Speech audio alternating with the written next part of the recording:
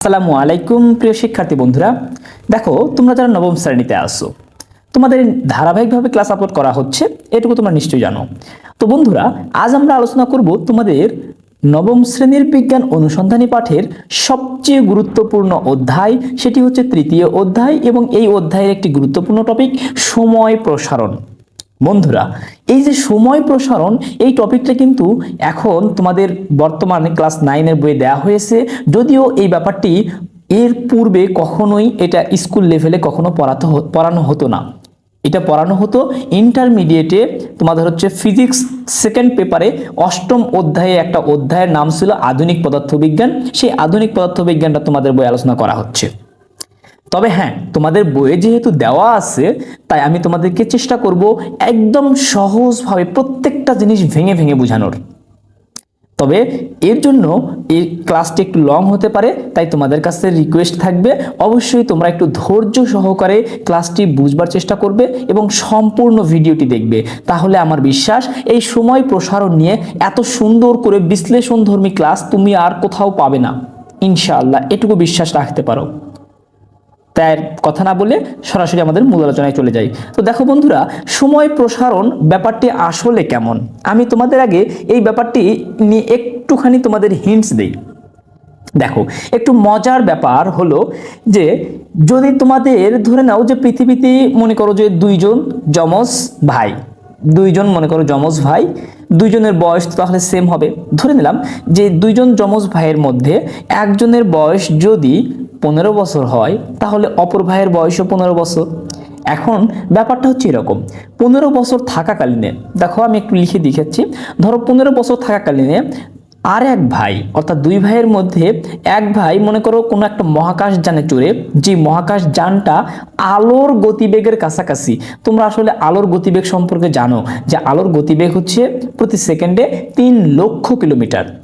তো আলোর গতিবেগের কাছাকাছি বেগ নিয়ে যদি কোনো যানবাহন চলে, ধরে নাও সে মনে করো যে তোমার ওই যে যমজ ভাইটা তোমার হচ্ছে আলোর গতিবেগের কাছাকাছি একটা যানবাহনে চড়ে সে মহাকাশে, ধরে নিলাম তার সময় অনুসারে সে 10 বছর ঘুরে আসলো। আচ্ছা, 10 বছর ঘুরে আসার পরে পৃথিবীতে আসলে তার বয়স আসলে কত হওয়ার কথা? 15 আর 10 কত? 25 হওয়ার কথা না? হ্যাঁ, সে কিন্তু মনে করবে তার বয়স হচ্ছে 25। তাহলে ওই ভাই যখন পৃথিবীতে ফিরে আসবে, পৃথিবীতে ফিরে এসে তার যমজ ভাই, এই যে পৃথিবীতে যে ভাইটা আছে সেই ভাইয়ের বয়স কত হওয়া উচিত? 25 হওয়া উচিত, কারণ বর্তমানে তার বয়স 25 বছর। সে মহাকাশযানে ঘুরে আসছে 10 বছর, তার হিসাব মতে সে এখন পৃথিবীতে এসে দেখতে পারে তার ভাইয়ের বয়স 25 বছর। কিন্তু ব্যাপারটা এমন ঘটে না। ব্যাপারটা ঘটে কেমন? ব্যাপারটা হচ্ছে এই যে পৃথিবীতে এসে দেখবে তার ভাইয়ের বয়স কমপক্ষে দেখা যাচ্ছে যে প্রায় 40-এর মতো। কেন হয়, কিভাবে হয়, এটাই আসলে খুবই মজার একটা বিষয়। দেখবে এটা আমরা আনুমানিক ধরে নিচ্ছি যে এখানে পৃথিবীতে তার ভাইয়ের বয়স কিন্তু অনেক বেড়ে যাবে এখানে তার বয়সের তুলনায়। এখান থেকে একটা জিনিস আসলে বোঝা যায় যে আলোর গতিবেগের কাছাকাছি যদি কোনো বস্তু চলে তাহলে তার সময়টা ধীরে চলে। এই ব্যাপারটা নিয়েই কিন্তু আসলে সময় প্রসারণ এই টপিকটা। তো দেখো, এই টপিকটা বুঝবার জন্য আমাদের একটা কাল্পনিক ঘড়ি আগে ধরে নিতে হবে। ব্যাপারটা কেমন আমি তোমাদের বই থেকে কিন্তু বুঝিয়ে দেব। আমি তোমাদের এই যে তোমাদের বই থেকে প্রত্যেকটা লাইন আমি বই থেকে বুঝিয়ে দেব। তবে হ্যাঁ, এই যে তোমাদের সময় প্রসারণ সংক্রান্ত আগে মূল থিমটা একটুখানি তোমাদের বোঝানোর চেষ্টা করতেছি। তো দেখো, আমরা ধরে নিলাম এমন একটা ঘড়ি, মানে কাল্পনিক একটা ঘড়ি আমি ধরে নিচ্ছি। তো একটা কাল্পনিক ঘড়ি, ব্যাপারটা হচ্ছে এরকম, ধরে নিলাম এটা একটা কাল্পনিক ঘড়ি, যে ঘড়ির মনে করো এটা একটা কাঁটা, এটা একটা ঘড়ির কাঁটা। এখন এই ঘড়িটা মনে করো যে একটা তোমার হচ্ছে এরকম কাচের পাত্রে বদ্ধ অবস্থায় আছে এবং এই কাচের পাত্রে আলোক রশ্মি এক প্রান্ত থেকে আরেক প্রান্ত ছুটোছুটি করে, এবং আলোক রশ্মি এক প্রান্ত থেকে আরেক প্রান্ত ছুটোছুটি করার সময় মনে করো যে আলোক রশ্মি যখন উপর থেকে নিচে আসতেছে, মনে করো এখানে আলোক রশ্মিটা নিচের দিকে আসার সময় এখানে বাধা পেয়ে আবার এখান থেকে আলোক রশ্মিটা উপরের দিকে যাবে। তাহলে একটু খেয়াল করো, ধরে নিচ্ছি যে উপর থেকে আলোক রশ্মিটা নিচে এসে বাধা পাইতে একটা ক্লিক, অর্থাৎ এটাই কিন্তু সময়কে ধরে নেওয়া হয়। সময়ের একক আমরা কি ধরি? সেকেন্ড। 1 সেকেন্ড আসলে কিভাবে নির্ধারণ করা হয়েছে, ব্যাপারটা কিন্তু এরকম যে উপর থেকে আলোক রশ্মিটা নিচে আসতে যে পর্যন্ত যেটুকু সময় লাগে, মানে উপর থেকে নিচে এসে এখানে ধাক্কা লাগতে যেটুকু সময় লাগে, তার জন্য এই যে মনে করো এটা ঘড়ির কাঁটা ধরো এখানে ছিল, তার জন্য কি হবে, তার পার্শ্ববর্তী মনে করো 1, এটা মনে করো 0 লেখা, এটা মনে করো 1 লেখা, ধরো এটা আমি 12টা ধরে নিচ্ছি, 12টা লেখা, এটা মনে করো 1 লেখা। তাহলে এই যে এখান থেকে এখানে চলে গেল 1 সেকেন্ড, মানে উপর থেকে নিচে আসতে যতটুকু সময় লাগলো সেটা হচ্ছে এই যে এতটুকু ধরলাম। আবার যদি নিচে থেকে উপরে যাই তাহলে আবারও সেম ভাবে আরো একটা ঘর অতিক্রম করবে। এই যে একটা ঘর অতিক্রম করাটাকে বলা হয় একটা ক্লিক, এবং 2টা ঘর অতিক্রম করাকে বলা হয় 2টা ক্লিক। তাহলে খেয়াল করো একটু যে উপর থেকে নিচে আসতে একটা ঘর অতিক্রম করবে, এবং নিচ থেকে আবার উপরে যেতে আবার একটা ঘর অতিক্রম করবে, তারপরে কি আবার উপর থেকে নিচে আসবে, অর্থাৎ তারপরে আবার একটা ঘর অতিক্রম করবে। এভাবেই কিন্তু ঘড়ির কাঁটাটা চলতে থাকে। তো এখানে ব্যাপারটা হচ্ছে এরকম যে এই যে ঘড়িটা যদি স্থির ঘড়ি হয়, অর্থাৎ এরকম মনে করো যে সেম স্টাইলের, এখানে যে স্টাইলের ঘড়িটা দেখানো হচ্ছে এই স্টাইলের ঘড়ি মনে করো 2টা ঘড়ি আছে। এখন এই 2টা ঘড়ির মধ্যে মনে করো একটা ঘড়ি এখানে আছে, আর একটা ঘড়ি মনে করো তোমার এক বন্ধু, মনে করো এটা তোমার কাছে আছে, আর আরেকটা ঘড়ি তুমি তোমার একটা বন্ধুকে দিছো, দিয়ে বলছো যে বন্ধু তুমি ট্রেনে যাও। আর ধরে নিচ্ছি আমরা আসলে ট্রেনের গতিবেগটা প্রায় আলোর গতিবেগের কাছাকাছি, অর্থাৎ যে ট্রেনটাতে উঠবে আমরা ধরে নিচ্ছি যে সেই ট্রেনটা প্রায় আলোর গতিবেগের কাছাকাছি বেগ নিয়ে যেতে পারে। তাহলে সে যখন ওই ঘড়িটা নিয়ে যাবে তখন পৃথিবীতে মনে করো তোমার কাছে যে ঘড়িটা আছে, তোমার কাছে ঘড়িতে ধরো তুমি 1 ঘন্টা টাইম গুনতেছো, তোমার কাছে ঘড়িতে তুমি 1 ঘন্টা টাইম গুনতেছো, কিন্তু তার কাছে দেখবা সেই সময়টা কিন্তু কম হবে, অর্থাৎ তার কাছে ঘড়িটা কিন্তু সময়টা স্লো দিবে। কেন দিবে একটু চিন্তা করো তো।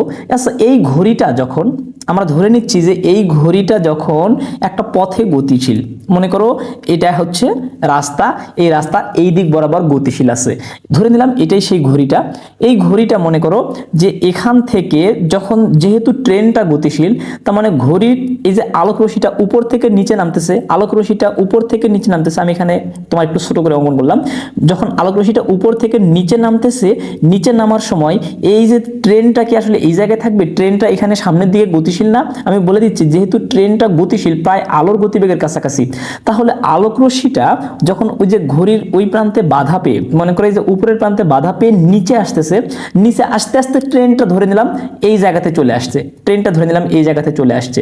তাহলে হবে ব্যাপারটা কেমন? মনে করো আলোক রশ্মিটা এখান থেকে ধাক্কা খেয়ে সোজা আসার কথা, কিন্তু যেহেতু ট্রেনটা গতিশীল যার কারণে এই জায়গাতে চলে আসলো।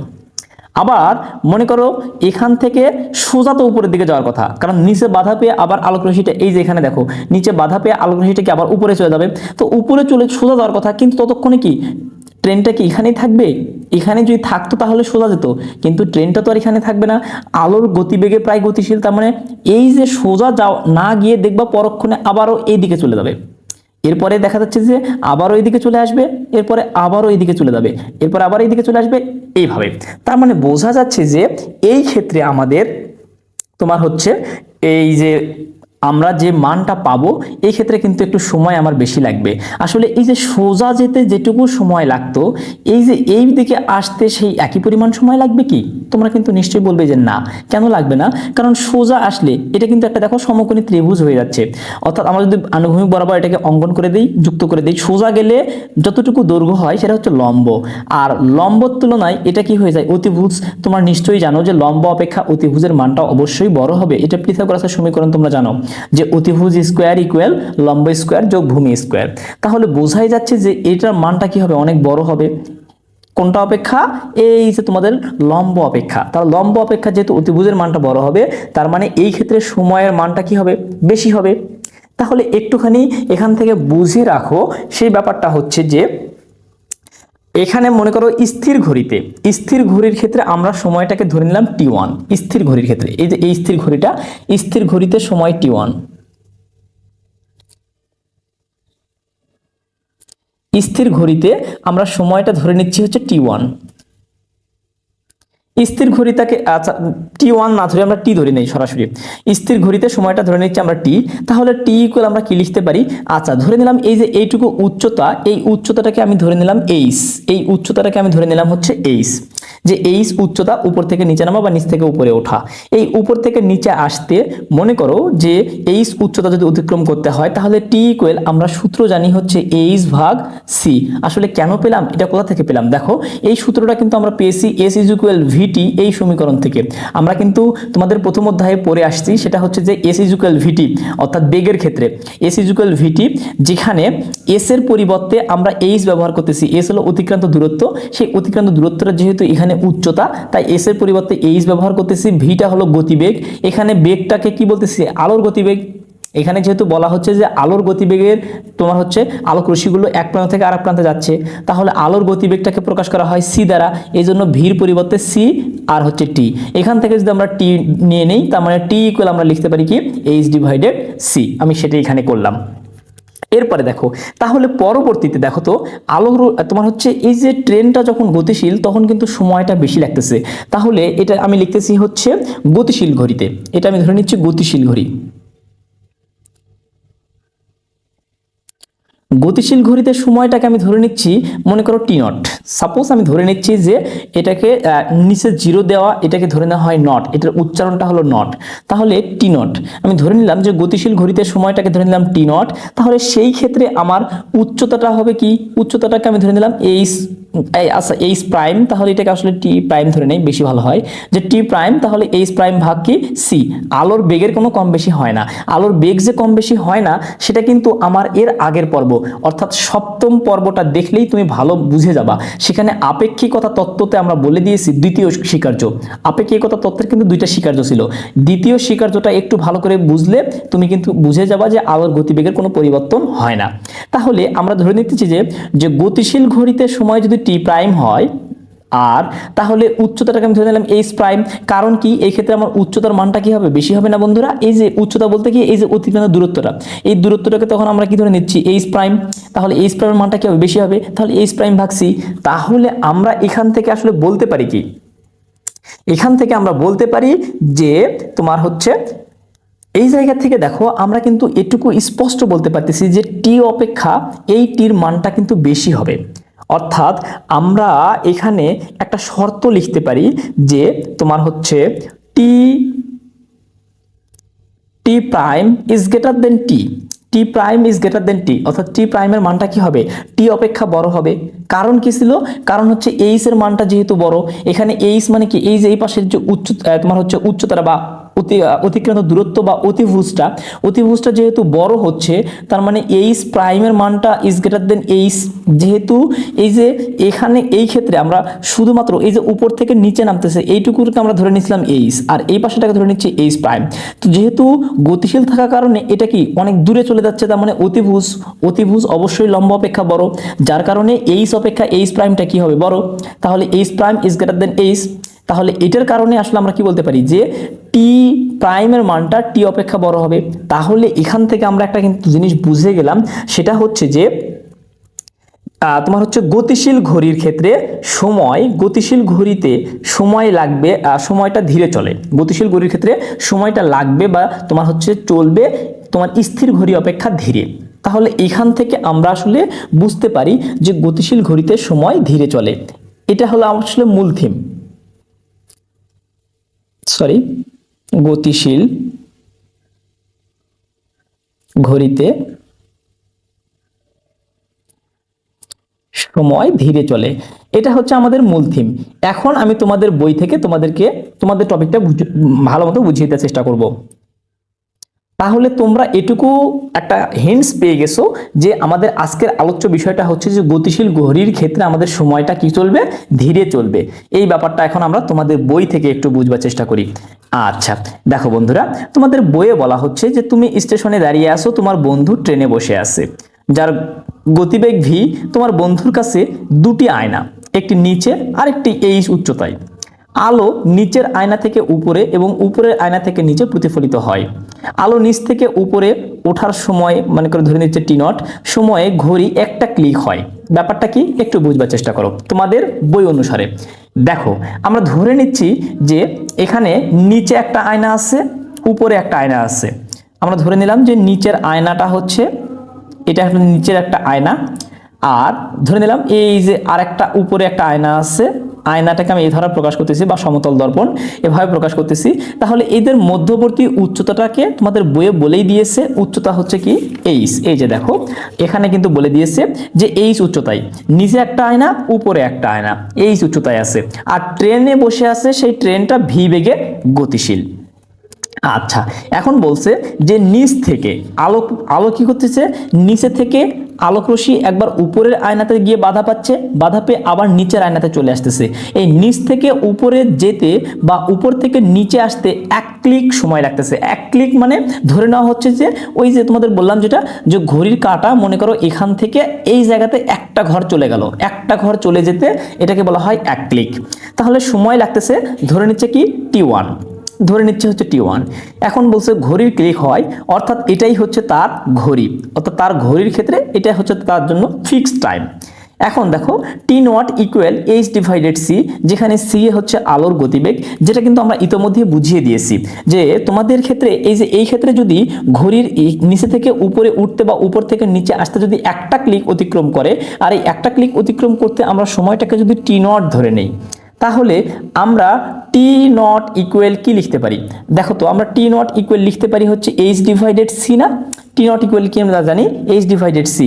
আমি একটু আগে কিন্তু বললাম যে এটা আমরা কোথা থেকে পেলাম, ওই তো এস ইজ ইকুয়াল ভিটি সমীকরণ থেকে আমরা কিন্তু এটা পেয়েছি। আচ্ছা, তাহলে আমরা এইটুকু বুঝলাম। এরপরে দেখো তোমাদেরকে কি বলছে, বলছে তুমিও ঠিক করলে তুমি স্টেশনে দাঁড়িয়ে চলন্ত ট্রেনের ভিতরে তাকিয়ে ক্লিকগুলো মাপবে। অর্থাৎ এখন বলতেছে কি যে তুমি আসো স্টেশনে আর তোমার বন্ধু কি ট্রেনে যাচ্ছে, এখন তুমি চিন্তা করতেছো, মানে ব্যাপারটা হচ্ছে এরকম, ধরো তুমি দেখতেছো যে তোমার বন্ধু কত বেগে গতিশীল হোক না কেন, তুমি আসলে তোমার বন্ধুকে দেখতে পারতেছো। ব্যাপারটা যদি এমন হতো, অনেকটা কাল্পনিক, যে তুমি তোমার বন্ধুকে দেখতেছো, তুমি তোমার বন্ধুকে দেখে তুমি আসলে তোমার কাছে একটা ঘড়ি আছে, সেই ঘড়ি অনুসারে তুমি সময় মাপতেছো। তাহলে তুমি যে সময়টা মাপতেছো এখানে সেটা বলা হচ্ছে, দেখো যে তুমিও সময় মাপবে। ট্রেনটি যেহেতু ভি বেগে যাচ্ছে, তাই তুমি অবশ্যই দেখবে তোমার ঘড়ির প্রথম ক্লিকটি যখন ঘটেছে সেই সময়ে সেই টি সময়ে উপরের আয়নাটি ভিটি দূরত্বে সরে গেছে। কাজেই তোমার কাছে মনে হবে ঘড়ির ক্লিক হওয়ার সময় আলো যে দূরত্ব অতিক্রম করেছে পিথাগোরাসের সূত্র অনুসারে সেটা হচ্ছে। আচ্ছা, ব্যাপারটা আমি তোমাদেরকে একটু বুঝিয়ে দেই। ব্যাপারটা হচ্ছে এই যে এরকম, দেখো তোমাদের এর পরের পৃষ্ঠায় একটা ছবি দেয়া আছে, এই ছবিটা দেখলে আসলে তোমরা ভালো বুঝতে পারবা। এখানে এইচ উচ্চতা, এই যে দেখো যে ট্রেনটা যেহেতু গতিশীল, তার মানে কি হচ্ছে যে এই যে ট্রেনটা গতিশীল মানে কি ভিটি বেগে গতিশীল। কতটুকু দূরত্ব অতিক্রম করতেছে? ভিটি। 1 ক্লিকে, 1 ক্লিক বলতে কি বোঝানো হচ্ছে সেটা কিন্তু আমি আগেই বললাম। ক্লিক বলতে তো তোমার ঘড়ির একটা কাঁটা, এখান থেকে ঘড়ির একটা কাঁটা যেতে যতটুকু সময় লাগতেছে সেই সময়ের মধ্যে আমরা ধরে নিলাম ট্রেনটা এই জায়গা থেকে এই জায়গাতে চলে আসছে। তো যদি চলে আসে তাহলে কি হবে, এই যে তোমার এই সোজা থেকে এখানে একটা কৌণিক হবে না, অর্থাৎ তখন কিন্তু এটা অতিভুজ হয়ে যাবে, তখন এটা হয়ে যাবে কি অতিভুজ। তাহলে এই যে সোজাটা আমরা এই পাশে ধরে নিলাম, এটা হয়ে যাবে কি লম্ব, তাহলে এটা হয়ে যাবে কি ভূমি। তাহলে খেয়াল করো অতিভুজের মানটা আমরা কিভাবে বের করি। তো বন্ধুরা আমরা অতিভুজ সমান সমান কি জানি, আমরা পিথাগোরাসের সমীকরণ থেকে আমরা জানি যে অতিভুজ স্কোয়ার ইকুয়াল অতিভুজ স্কোয়ার ইকুয়াল লম্ব স্কোয়ার যোগ ভূমি স্কোয়ার। এটা হচ্ছে পিথাগোরাসের সমীকরণ থেকে আমরা জানি। তাহলে দেখো তো অতিভুজের মানটাকে আমরা বের করব। লম্বের মানটা কতটুকু, লম্ব একটু ভালো করে খেয়াল করো, এখানে লম্বটা হচ্ছে এই যে এই দূরত্বটা না, এই দূরত্বটা মানে কি আমরা এইচ ধরে নিয়েছি না, কারণ এই যে এখান থেকে মনে করো উপরের আয়না থেকে নিচের আয়না পর্যন্ত দূরত্বটাকে আমাদের কিন্তু এইচ দেয়া ছিল, ক্যাপিটাল এইচ। তাহলে এইটা হবে কত, এইচ।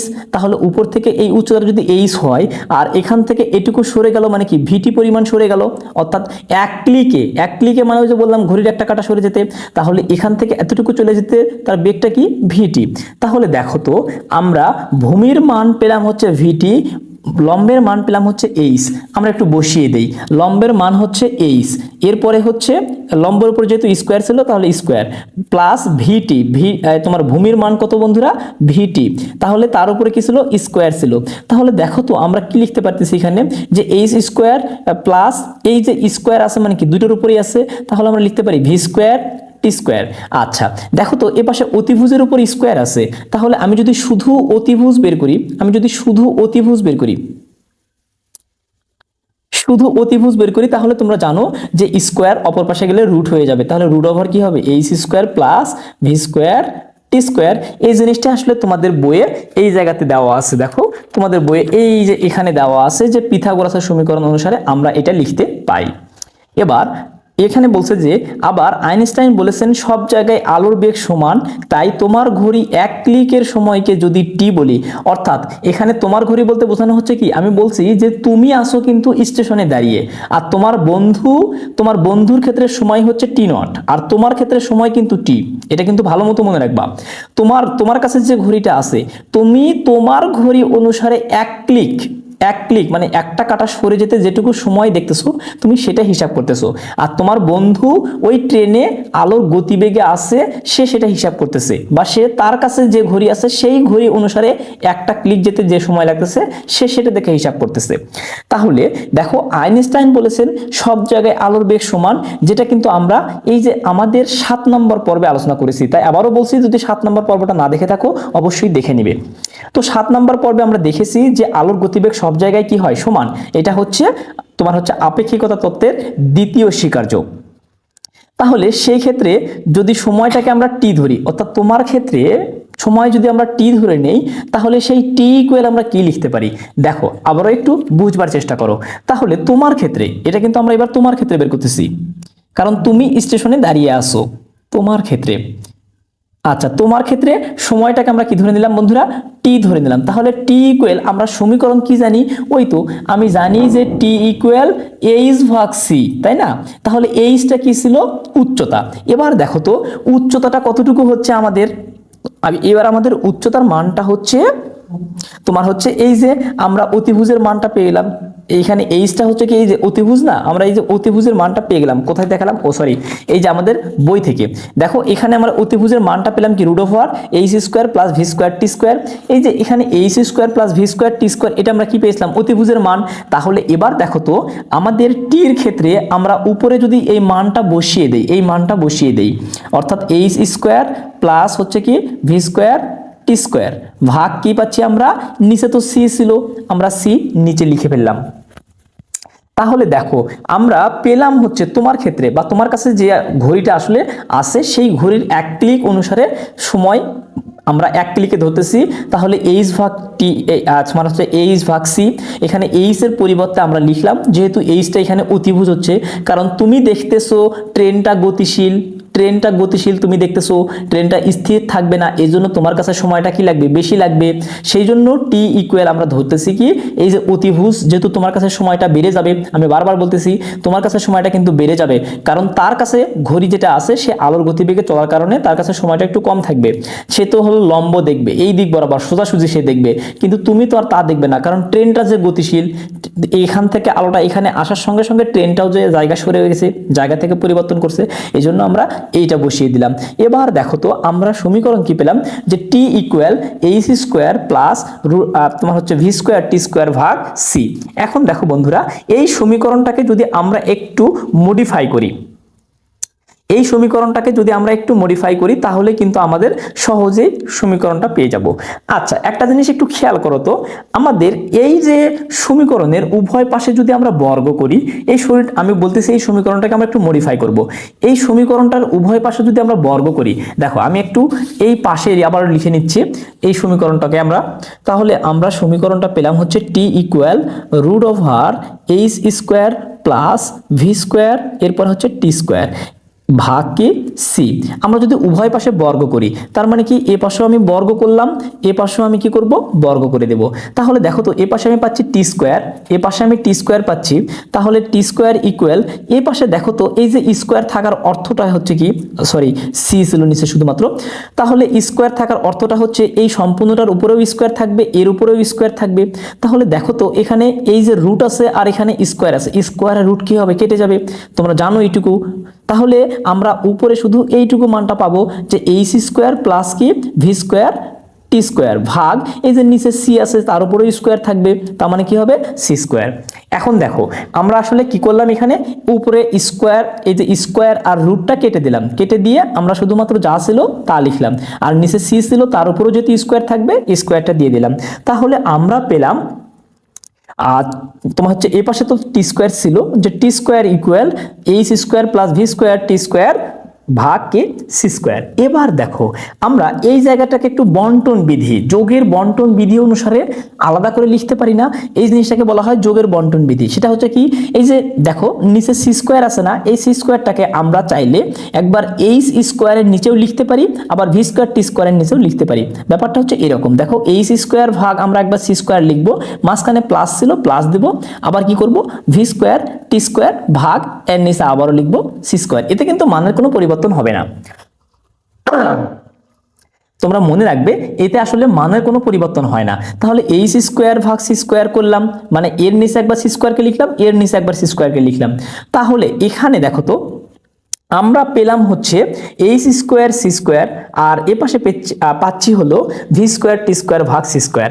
এখন একটুখানি খেয়াল করো, আমরা আসলে এই যে এইচ স্কোয়ার সি স্কোয়ারের পরিবর্তে আবার কি লিখতে পারি, এই যে দেখো আমরা তখন যেটা করলাম তোমার বন্ধুর ক্ষেত্রে সময়টাকে টি নট ইকুয়াল আমরা কি পেয়েছিলাম এইচ ভাগ সি না। একটু খেয়াল করো তো এই সমীকরণটাকেও যদি আমি উভয় পাশে বর্গ করি তাহলে আমি কি পাবো টি নট স্কোয়ার এ পাশে, আবার এ পাশে কি পাবো এইচ ভাগ সি পুরোটার উপরে স্কোয়ার, তাহলে উপরে কি পাবো এইচ স্কোয়ার ভাগ নিচে কি পাবো সি স্কোয়ার। অর্থাৎ তোমার বন্ধুর ক্ষেত্রে যে সময়টা ছিল টি নট ইকুয়াল এইচ ভাগ সি, আমি ওইটাকে শুধু উভয় পাশে বর্গ করে দিলাম। বর্গ করে দেওয়ার কারণে আমি এখানে পাচ্ছি T naught square equal H square ভাগ সি স্কোয়ার। তাহলে দেখো এইচ স্কোয়ার ভাগ সি স্কোয়ারের পরিবর্তে যদি টি নট স্কোয়ার হয় তাহলে তোমার হচ্ছে এইচ স্কোয়ার ভাগ সি স্কোয়ারের পরিবর্তে আমি টি নটটা বসাইতে পারি না, আমি অবশ্যই বসাতে পারি। তাহলে দেখো এই জায়গাতে এইচ স্কোয়ার ভাগ সি স্কোয়ার এর পরিবর্তে আমি বসিয়ে দিলাম টি নট স্কোয়ার, তারপরে প্লাস এখানে যা ছিল আমি তাই লিখতেছি ভি স্কোয়ার টি স্কোয়ার ভাগ কি করতেছি আমি সি স্কোয়ার। এবার দেখো আমি এই যে সমীকরণটা এখানে আমি কি করতে পারি, এই জায়গাতে দেখো একটুখানি আমরা টি নট স্কোয়ারটাকে অর্থাৎ এই যে এই অংশটাকে আমি যদি সমীকরণের এ পাশে পার করে দেই তাহলে ঘটনাটা কেমন দাঁড়ায় একটু খেয়াল করো। আমাদের এ পাশে টি স্কোয়ার ছিল, আমি এবার কি করতেছি এই যে এই অংশটাকে আমি এই পাশে পার করে দিচ্ছি, সমীকরণের এ পাশে পার করে দিচ্ছি। তাহলে আমি লিখতে পারি না যে তোমার হচ্ছে T square minus V square T square ভাগ কি C square equal T naught square. অর্থাৎ আমি কি করলাম এবার দেখো আমি শুধুমাত্র এই যে এই পাশের ভি স্কোয়ার টি স্কোয়ার ভাগ সি স্কোয়ারটাকে সমীকরণের অপর পাশে পার করে দিলাম। এখানে টি স্কোয়ার ছিল আগে থেকে, আর এই পাশের প্লাসটা এই পাশে এসে মাইনাস হয়ে যাবে করলাম। তাহলে দেখো বন্ধুরা আমরা এখান থেকে আসলে লিখতে পারতেছি কি যে T naught square equal T square minus V square T square ভাগ কি সি স্কোয়ার। আমি শুধুমাত্র বিষয়টাকে সাজিয়ে লিখলাম, অর্থাৎ টি নট স্কোয়ারটাকে সামনে লিখে বিষয়টাকে সাজিয়ে লিখলাম। এবার দেখো আমাদের এখান থেকে যদি আমরা একটু কমন নিয়ে নেই, এখান থেকে যদি আমরা কমন নেই তাহলে কি করতে পারি, দেখো তো এখান থেকে আমরা আসলে টি স্কোয়ার কমন নিতে পারি না, এখানেও টি স্কোয়ার আছে এখানেও টি স্কোয়ার আছে।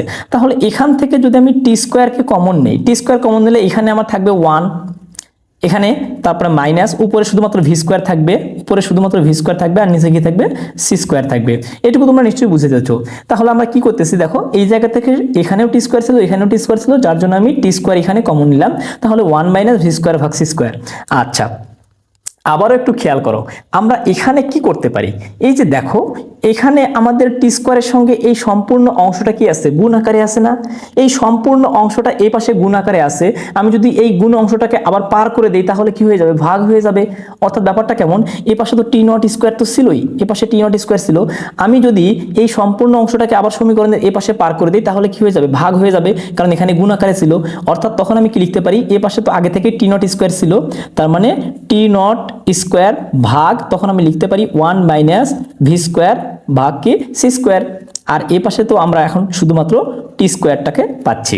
তাহলে দেখো আবার আমি যদি এটাকে একটু সাজিয়ে লিখি তাহলে আমি লিখতে পারি যে T square equal T naught square ভাগ 1 মাইনাস ভি স্কোয়ার ভাগ কি সি স্কোয়ার। আচ্ছা, তাহলে আমরা পেলাম যে T square equal T naught square ভাগ 1 minus V square C square. আচ্ছা, এবার একটু খেয়াল করো, আমরা যদি শুধুমাত্র টির মানটা বের করি, শুধুমাত্র টির মান, অর্থাৎ তুমি যেহেতু সময় হিসাব করতেছো, এই টিটা কি তোমার সময়, টি হচ্ছে তোমার সময়, আমরা একটু পাশে লিখে দিচ্ছি, টি হচ্ছে তোমার ঘড়ির সময়, তোমার ঘড়ির সময়, এই জিনিসটা কিন্তু মনে রাখতে হবে, তোমার ঘড়ির সময়, পরে আবার গুলায়া ফেলবা না, তোমার ঘড়ির সময় হচ্ছে আমরা ধরে নিচ্ছি টি, আর টি নটটা হচ্ছে তোমার বন্ধুর ঘড়ির সময়, তোমার বন্ধুর ঘড়ির সময়। তাহলে দেখো আমরা শুধুমাত্র তুমি যেহেতু টি নির্ণয় করবা, তাহলে আমরা এখান থেকে টি ইকুয়াল কি লিখতে পারি, root over T naught square ভাগ 1 মাইনাস ভি স্কোয়ার ভাগ কি করতে পারি সি স্কোয়ার। অর্থাৎ এখানে স্কোয়ার ছিল, অপর পাশে গেলে রুট হয়ে যাবে, আর রুটটা কি সম্পূর্ণ অংশের উপরে চলে আসবে। আচ্ছা বন্ধুরা, এটুকু কিন্তু তোমাদের বুঝবার কথা, এগুলো একটু ভালো করে বুঝবার চেষ্টা করো, তাহলে আমার বিশ্বাস সহজে বুঝে যাবে। আচ্ছা দেখো, আমরা সম্পূর্ণ সমীকরণটা তাহলে কেমন পেলাম, যে টি ইকুয়াল তোমার হচ্ছে রুট ওভার, আচ্ছা এটাকে আমরা আরো একটু মডিফাই করি তাহলে তোমাদের জন্য আরো একটু সহজ হবে। আচ্ছা, এই সমীকরণটাকে যদি আমরা আরো একটু মডিফাই করি, সেটা হচ্ছে দেখো টি ইকুয়াল, আমরা এই রুটটাকে ভেঙে লিখতে পারি না, তার মানে উপরে একবার রুট দিলাম, উপরে একবার রুট দিয়ে টি নট স্কোয়ার ভাগ ওই রুটটাকে আবার নিচে লিখলাম, নিচে রেখে কি করলাম 1 minus V square C square. অর্থাৎ এই জায়গাতে আমার যে রুট ছিল, একটু দেখো এই যে রুটটাকে আমি ভেঙে লিখলাম, ভেঙে লিখে উপরে টি নট স্কোয়ারের সাথে একবার দিলাম, তারপরে 1 মাইনাস ভি স্কোয়ার সি স্কোয়ারের সঙ্গে একবার দিলাম।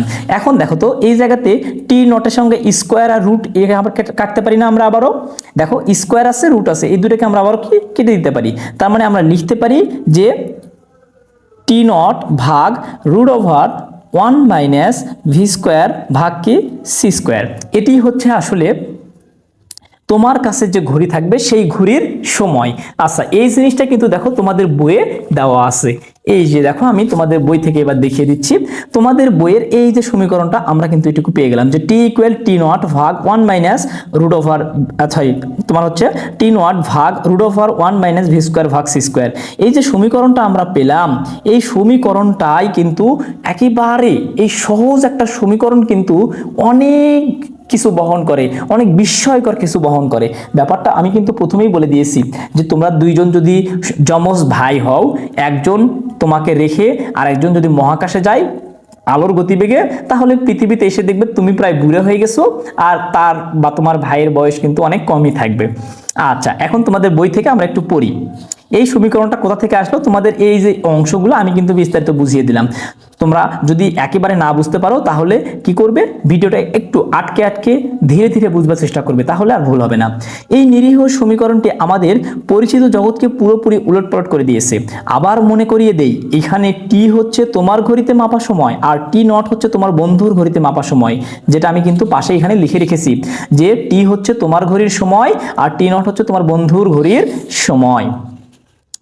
তুমি স্থির দাঁড়িয়ে আসো আর তোমার বন্ধু ভি বেগে যাচ্ছে, এটুকুই পার্থক্য। অর্থাৎ তোমার বন্ধু কি ট্রেনে যাচ্ছে ভি বেগে গতিশীল, আর তুমি কি স্থির দাঁড়িয়ে স্টেশনে স্থির দাঁড়িয়ে আসো। এখানে ভি এর মান কম হলে টি এবং টি নটের মাঝে তেমন কোনো পার্থক্য নেই। খুব ইম্পর্টেন্ট একটা কথা বলেছে এখানে, কিন্তু আমি প্রথম থেকে একটা কথা বারবার বলতেছি, তোমরা কি খেয়াল করেছো, সেটা হচ্ছে আমি কিন্তু বলতেছি যদি তোমার বন্ধু আলোর গতিবেগ বা তার কাছাকাছি বেগ নিয়ে যায়, আলোর গতিবেগ মানে কি প্রতি সেকেন্ডে 3 লক্ষ কিলোমিটার, অথবা আমরা যদি মিটারের দিকে বলি তাহলে আমরা বলতে পারি 3 × 10⁸ মিটার পার সেকেন্ড, অর্থাৎ প্রতি সেকেন্ডে এত মিটার যায়। এটাকে আমরা বলতে পারি 30 কোটি, প্রায় 30 কোটি। এটা হচ্ছে কি 30 কোটি, তার মানে প্রায় 30 কোটি মিটার পার সেকেন্ড, 30 কোটি মিটার পার সেকেন্ড, অর্থাৎ প্রতি সেকেন্ডে 30 কোটি মিটার যায়। চিন্তা করছো একটাবার যে কত বেশি বেগ হতে হবে।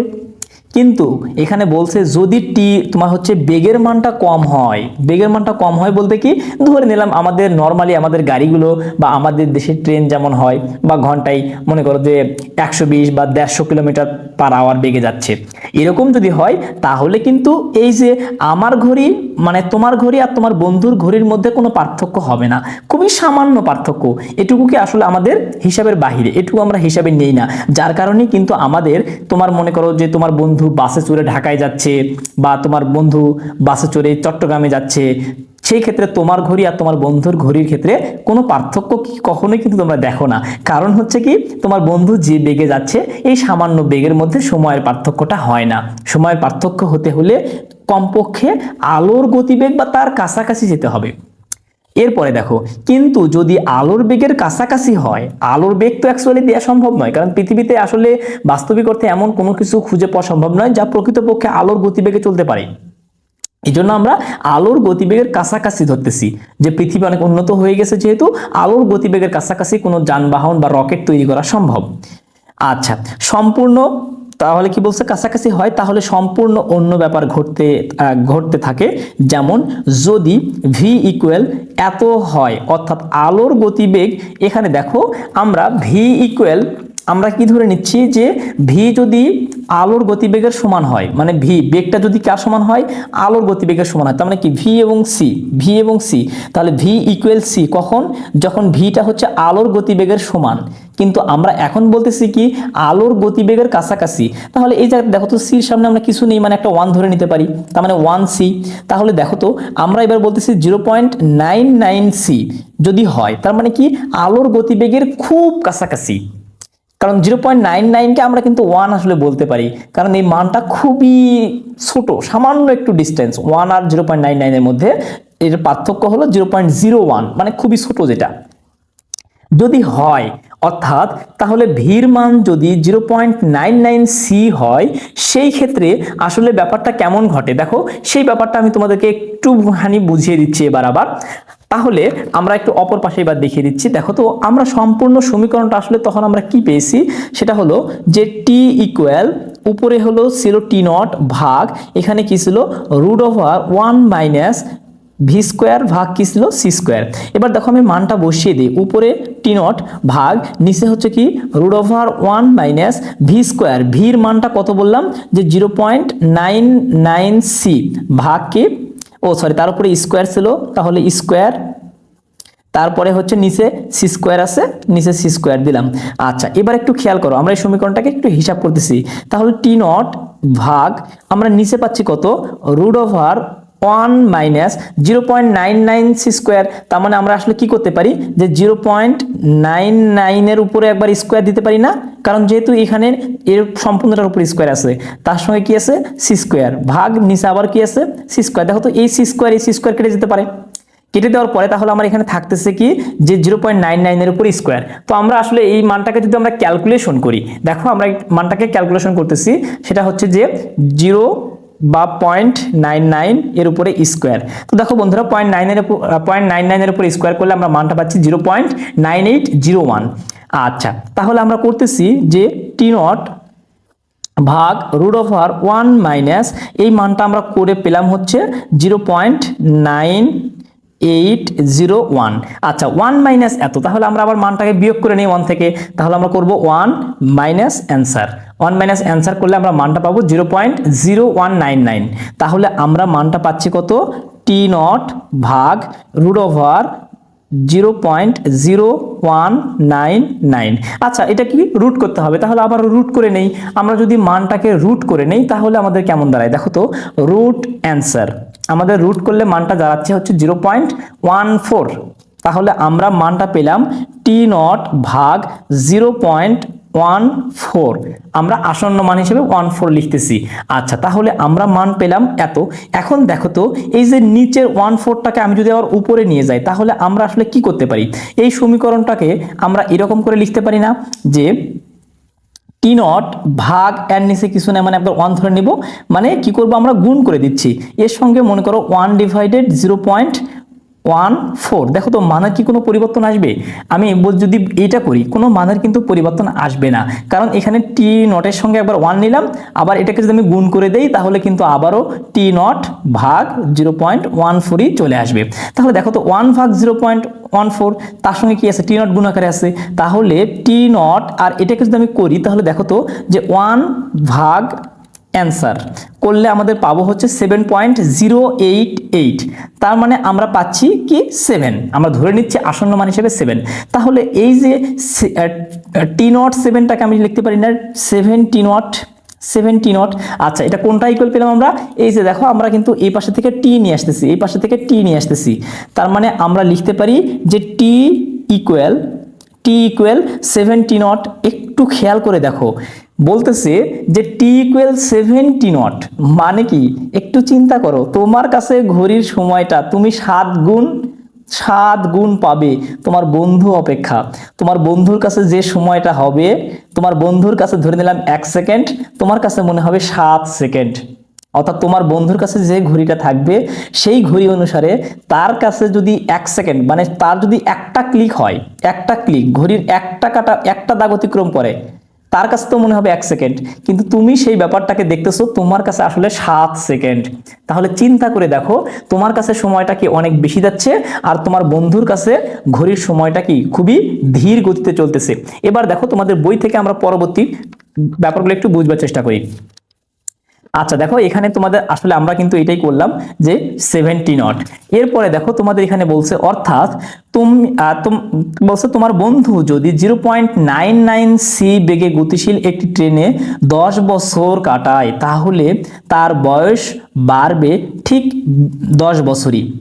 অর্থাৎ ব্যাপারটা হচ্ছে এরকম, দেখো এখানে বলছে যে তোমার বন্ধু, এই যেহেতু টি নটটা কি তোমার বন্ধুর সময়, তোমার বন্ধু যদি 10 বছর কাটায়, অর্থাৎ এখানে টি নটের মান যদি 10 হয় তার মানে তার কাছে মনে হবে কি 10, কিন্তু তোমার কাছে হবে কত? দেখো তার সঙ্গে 7 দ্বারা গুণ, অর্থাৎ তোমার কাছে বয়সটা কিন্তু দাঁড়াবে 70। চিন্তা করে দেখছো কখনো? তোমার বন্ধু তার ঘড়ি অনুসারে 10 বছর ঘুরে আসলো, মনে করো ট্রেনে সে 10 বছর কাটিয়ে আসলো, কোন ট্রেনে?